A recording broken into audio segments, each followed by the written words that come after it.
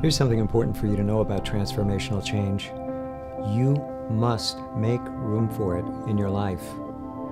The fact that you've completed 12 or 13 weeks of work on it does lock it in a way that's significant. But if you then go back to life as it was and you crowd out the activity that you're needing to sustain forever, then you will overshadow that change and you'll have noise that gets in its way. You'll simply not give it the time and attention that makes it a permanent part of your life. And the whole point of making the change is not to go for 13 weeks and say, okay, accomplish that. It's that this becomes a permanent part of your life. You don't want to overshadow it. You don't want to crowd it out of sunlight and water and nourishment.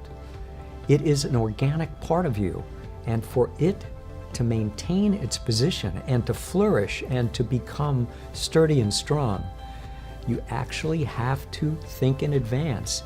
This thing's going to grow in me. How do I create space for it? It may have to do with time you allot. It may have to do with attention. I'm going to suggest to you it's going to involve both of those. And in some way, you have to rehearse that new behavior in an ongoing way to keep it alive. You want to keep those neurons that have now fired together and wired together. You want to make that path like a royal highway. You want to make it one of the big swaths in your brain. The way to do that is to make room for it by continuing to engage and practice and keep space literally in your schedule to see to it that you keep it alive.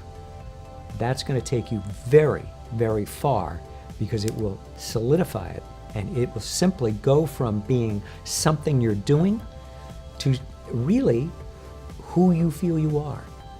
And that's the shift you need. You need it to go from something you're trying out to a piece of your self-concept, because you know how powerful your self-concept is. It's the one thing you don't take any nonsense information about. All right, there's more for you to learn about this, but you've got the essentials now down. Since you're a high achiever, you may know about this. High achievers often hit a wall.